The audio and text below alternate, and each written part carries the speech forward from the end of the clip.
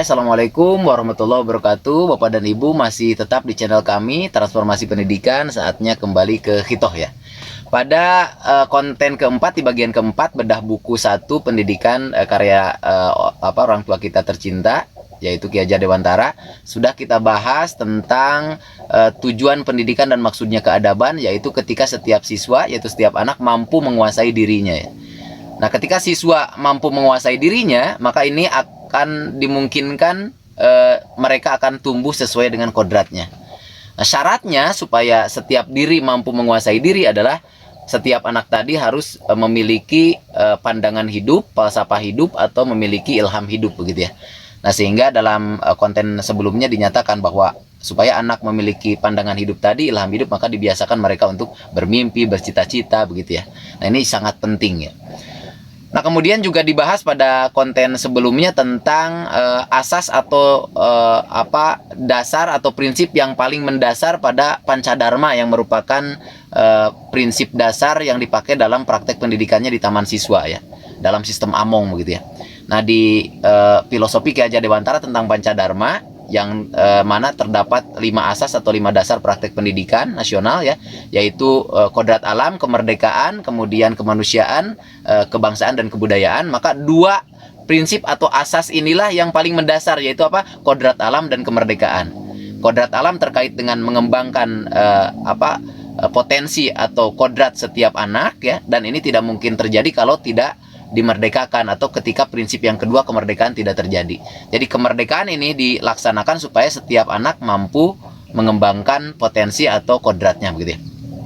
Nah, berikutnya di halaman keempat Bapak dan Ibu ya, karena tadi kita sudah membahas tentang kemerdekaan di konten sebelumnya, maka halaman keempat menegaskan bahwa kemerdekaan yang dimaksud ya, barangkali Bapak dan Ibu bertanya tentang apa sih merdeka yang sebenarnya begitu ya. Ki Hajar Dewantara di halaman keempat menyatakan bahwa kemerdekaan itu bukan hanya tidak terperintah saja ya, akan tetapi harus juga menegakkan dirinya dan mengatur perkehidupan dengan tertib, termasuk juga mengatur tertibnya perhubungan dengan kemerdekaan orang lain.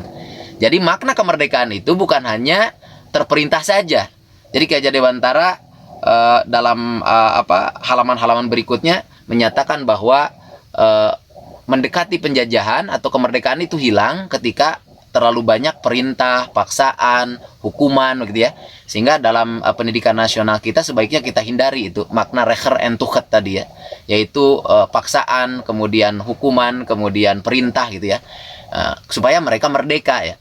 Nah, jadi merdeka itu bukan hanya tidak terperintah saja, akan tetapi harus juga mampu menegakkan dirinya. Nah, ini ada kaitannya dengan pembahasan kita sebelumnya tentang menguasai diri, supaya siswa tadi, yaitu anak, mampu mengembangkan kodratnya. Nah, jadi kemerdekaan itu selain tidak terperintah saja, kemerdekaan itu memiliki makna mampu menegakkan dirinya, artinya mampu menguasai dirinya. Nah, tetapi tetap ya, ketika merdeka ini yang dimaksud adalah merdeka freedom, artinya merdeka yang sebebas-bebasnya ya, ketika dibatasi dengan perintah ya, maka kemerdekaan siswa ini menjadi hilang atau berkurang maknanya ya, karena ketika kebebasan tadi dalam konteks freedom atau tuturi itu dibatasi, maka sudah masuk ke membedakan atau membatukan manusia gitu ya. Nah, dengan demikian maka supaya siswa merdeka, lahirnya tidak terperintah, bagaimana siswa tadi supaya mampu menguasai atau menegakkan dirinya dalam konteks tuturi atau freedom. Nah, selain freedom atau tuturi ya, maka ada juga yang disebut dengan liberty atau handayani yang sudah kita bahas sebelumnya, di mana selain mampu mengatur dirinya, merdeka tidak terperintah, merdeka sebebas-bebasnya dalam konteks tuturi atau freedom, maka siswa juga atau anak ini harus mampu mengatur perkehidupannya sehingga kemerdekaannya tidak mengganggu kemerdekaan orang lain. Nah, ketika kemerdekaannya tidak mengganggu kemerdekaan orang lain, kemudian panut, patuh, tunduk terhadap kesepakatan bersama dalam mengatur perkehidupan dan tertibnya kedamaian ya, ketika bersosial dengan orang lain atau anak yang lainnya, maka mereka itu akan mampu mengatur tertibnya perhubungan dengan kemerdekaan orang lain. Itulah yang dimaksud dengan liberty atau handayani ya. Nah, dalam hal ini di halaman keempat dinyatakan bahwa selain siswa itu memiliki kemerdekaan yang tak terbatas di dalam pembelajaran ya, di dalam bergaul dengan yang lainnya ya, tetapi tidak lantas kemerdekaan itu mengganggu kemerdekaan orang lain karena ada tertibnya perhubungan yang harus tetap ditegakkan, sehingga kemerdekaannya itu akan mampu membangun persatuan dan kesatuan gitu ya. Jadi merdeka yang tunduk dalam makna Tuturi Handayani. Kemudian untuk mencapai kesatuan dalam aksi pengajaran ya, yang berguna bagi ketertiban, haruslah ada persatuan dalam hal keperluan yang penting-penting dan diakui oleh semua golongan gitu ya. Jadi di halaman keempat ini harus ada dalam pembelajaran itu kesepakatan-kesepakatan yang disepakati bersama di dalam pembelajaran supaya muncul persatuan dan kesatuan, tetapi kesepakatan ini dalam hal yang penting-penting saja. Jadi jangan mempersatukan sesuatu yang tidak bisa disatukan karena akan menimbulkan konflik dan friksi. Kurang lebih begitu ya pernyataan Ki Hajar Dewantara. Jadi satukanlah hal-hal yang penting-penting saja yang diakui oleh semua golongan gitu. Yang tidak diakui oleh semua golongan dan dapat menimbulkan friksi jangan diusahakan disatukan oleh guru. Jadi di sini memiliki makna bahwa dalam mengajar itu maka di awal pembelajaran ya, guru harus membangun kesepakatan bersama terkait dengan aturan, terkait dengan kontrak belajar atau kontrak didaktis atau konvensi pedagogis ya, di mana aturan itu harus disepakati bersama dan mengikat bersama tidak hanya guru dan siswa. Aturan itu akan mengikat semua yang ada di dalamnya sehingga mereka itu akan selalu mematuhi aturan yang sudah disepakati bersama itu. Jadi tetapkanlah undang-undang sebelum menghukum siswa, begitu kurang lebih. Nah, undang-undang itulah yang disepakati bersama dan merupakan aturan dalam pembelajaran dan akan mengikat bersama bukan hanya siswa saja tetapi guru juga terikat oleh aturan tadi meskipun guru berada di atas aturan. Itu menurut Ki Hajar Dewantara.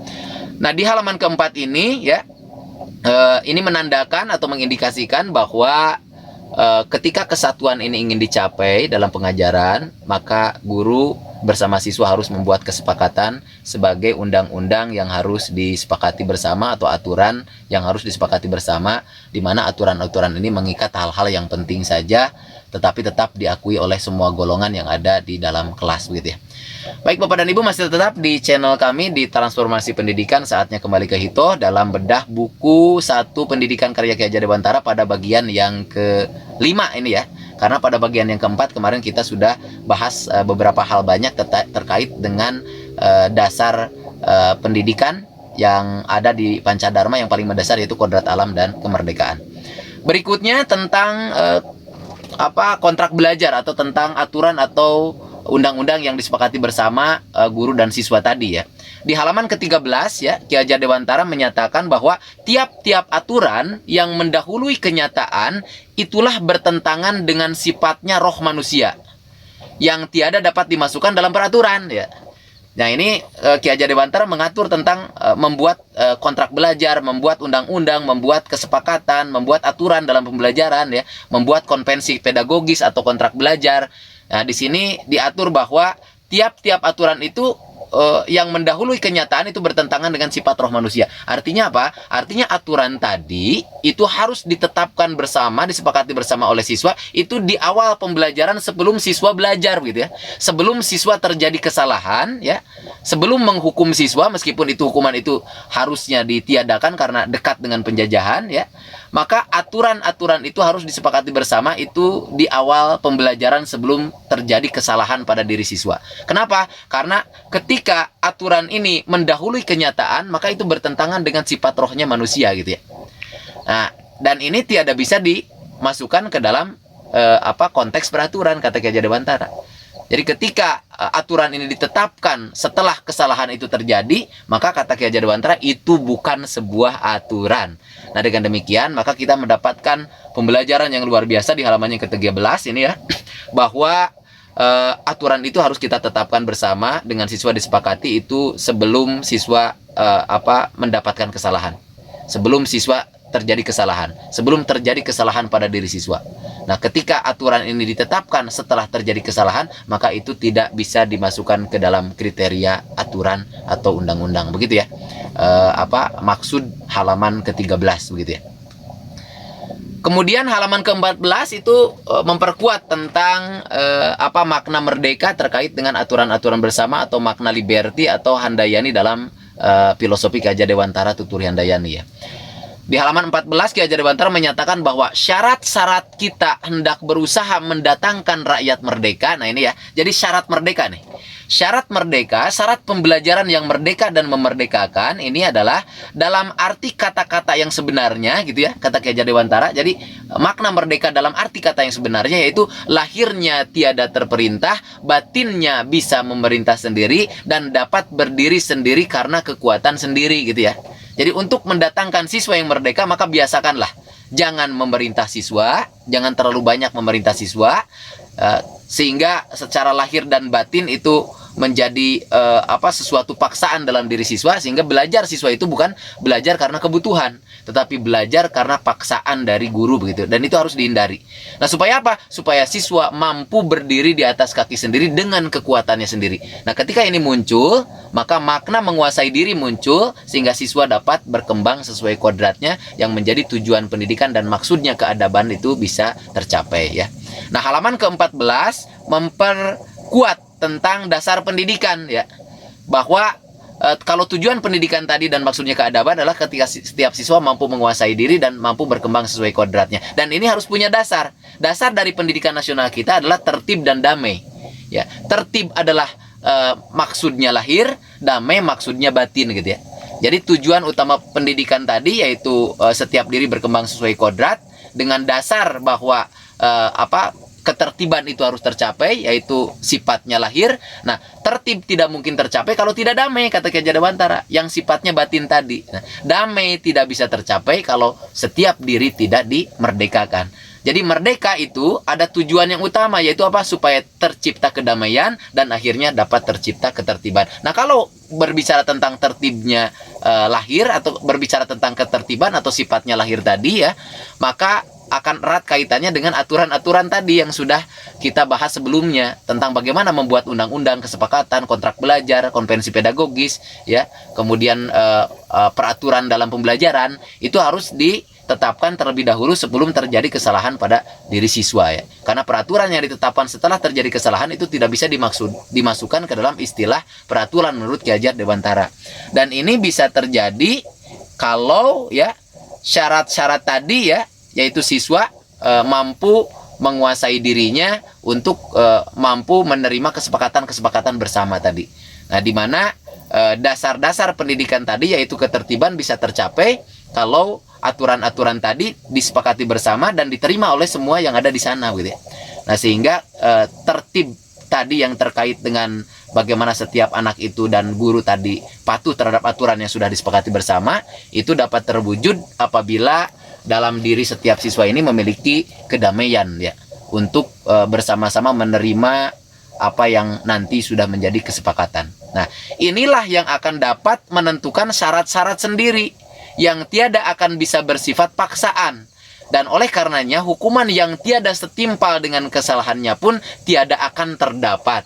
Nah, jadi ada kriteria hukuman atau kriteria aturan yang dibuat di dalam kontrak belajar bahwa hukuman yang diberikan itu harus setimpal dengan tingkat kesalahan siswa itu ya. Jadi kalau siswa terlambat datang ke sekolah 5 menit, maka hukumlah untuk pulang dilebihkan waktunya 5 menit. Ketika siswa tidak bisa membaca, tambahlah bacaan. Ketika siswa tidak bisa menulis, tambahlah tulisan. Jangan sampai menghukum siswa itu ya dengan aturan yang sudah disepakati bersama itu melebihi tingkat kesalahan siswa dan tidak relevan dengan tingkat kesalahannya. Nah, hukuman yang sedemikian adalah hukuman yang tidak bersifat mendidik dan tidak membangun, yang harus dijauhkan dalam konteks konsepsi besar Ki Hajar Dewantara tentang undang-undang atau peraturan yang harus disepakati bersama. Nah, di sini di halaman 14 dinyatakan bahwa hukuman yang tiada setimpal dengan kesalahan itu tidak akan terdapat. Kenapa? Karena bertentangan dengan sifat ruhnya manusia tadi ya, dan bertentangan dengan tertib dan damai yang menjadi dasar pendidikan nasional. Nah, Bapak dan Ibu masih tetap di channel kami di Transformasi Pendidikan, saatnya kembali ke Hitoh. Kemudian kita akan bedah kembali halaman berikutnya yang memperkuat tentang kontrak belajar ya, tentang aturan yang harus disepakati bersama ini ya. Jadi Bapak dan Ibu yang mempelajari tentang seperti apa kontrak belajar ini dibuat ya, maka bacalah buku 1 Ki Hajar Dewantara atau simaklah konten yang kelima ini tentang filosofi atau konsepsi besar Ki Hajar Dewantara terkait dengan materi-materi yang lainnya itu ya. Di halaman 17 ya dinyatakan bahwa hak seseorang akan mengatur dirinya sendiri dengan mengingat tertibnya persatuan dalam kehidupan umum, itulah asas kita yang pertama ya. Jadi mengatur diri sendiri supaya tertib kehidupan umum ya, persatuan dan kesatuan tercapai, itu merupakan asas yang pertama ya dalam pendidikan nasional ini. Jadi tidak salah apa yang dikatakan oleh Ki Hajar Dewantara dalam konten-konten sebelumnya bahwa kuasailah diri siswa sendiri oleh dirinya ya, karena kemampuan dalam menguasai diri siswa ini akan menentukan terwujudnya tujuan pendidikan, yaitu setiap diri berkembang sesuai dengan kodratnya. Dan mengatur dirinya sendiri ini tetapi tidak melupakan tertibnya kepentingan umum dan persatuan kesatuan tadi, itu merupakan asas atau dasar yang pertama ya di pendidikan nasional kita.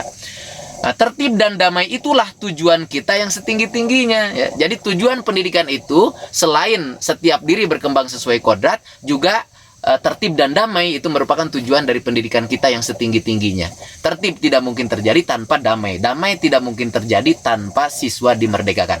Nah, dengan demikian maka supaya setiap siswa mampu menguasai dirinya, mampu mengatur dirinya, dan tujuan pendidikan itu dapat tercapai, ketertiban dan kedamaian, dan setiap diri mampu berkembang sesuai dengan kodrat, maka guru harus mampu memfasilitasi siswa supaya mereka tumbuh dan merdeka sesuai kodratnya dengan tidak melupakan kepentingan umum tadi ya.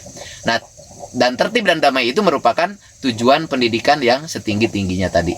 Nah, tidak adalah ketertiban terdapat kalau tak bersandar pada perdamaian. Nah, ini yang sudah tadi saya sampaikan. Nah, dari halaman 17 ini dinyatakan secara eksplisit bahwa tidak mungkin ada tertib, tidak mungkin kontrak belajar itu disepakati, kemudian diikuti, ditaati oleh setiap siswa di dalam kelas, juga guru, kalau tidak ada perdamaian di dalamnya. Jadi syarat tertib adalah damai gitu ya. Syarat kontrak belajar ini dipatuhi adalah kedamaian dalam diri siswa gitu ya. Nah, kemudian sebaliknya tak akan ada orang hidup damai jika ia dirintangi dalam segala hal atau segala syarat dan kehidupannya. Jadi di halaman 17 dinyatakan bahwa tidak akan ada damai tanpa dimerdekakan ya. Jadi tidak mungkin tertib tanpa didamaikan, tidak mungkin damai tanpa merdeka. Karena di halaman 17 ini dinyatakan, sebaliknya tak akan ada orang hidup damai jika ia dirintangi dalam segala syarat kehidupannya. Jadi kalau siswa tidak dimerdekakan dalam pembelajaran, maka tidak mungkin ada kedamaian di dalamnya dan tidak mungkin ada ketertiban dalam pembelajaran. Nah, kalau tidak ada ketertiban, maka apa? Tujuan pendidikan tidak tercapai. Karena tujuan pendidikan nasional setinggi-tingginya adalah tadi, ketertiban dan kedamaian. Begitu Bapak dan Ibu ya. Jadi luar biasa sekali, sangat mendalam kajian Ki Hajar Dewantara ini di dalam buku 1 tentang pendidikan. Sehingga tidak salah ketika kita membedah ini sampai mendalam, supaya kita kembali ke hitoh tentang bagaimana mendidik, mengajar, dan membelajarkan siswa yang sebenarnya.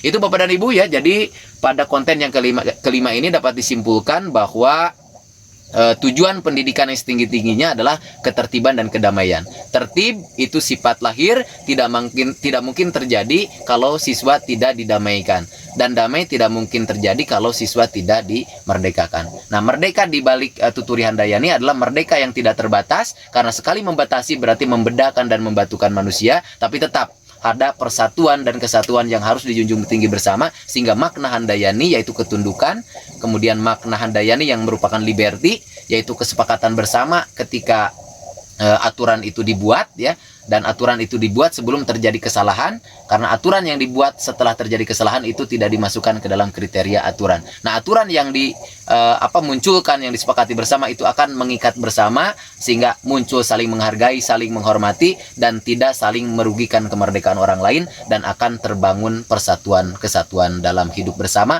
terutama dalam pembelajaran. Itu mungkin pada konten yang kelima yang dapat dibahas, mudah-mudahan bermanfaat Bapak dan Ibu ya. Mudah-mudahan ini menjadi sedekah dan amal jariah ketika ini di-share oleh Bapak dan Ibu dan dipelajari oleh banyak orang, sehingga pendidikan kita akan kembali kepada hitohnya. Tetap di channel kami, Transformasi Pendidikan, saatnya kembali ke hitoh. Assalamualaikum warahmatullahi wabarakatuh.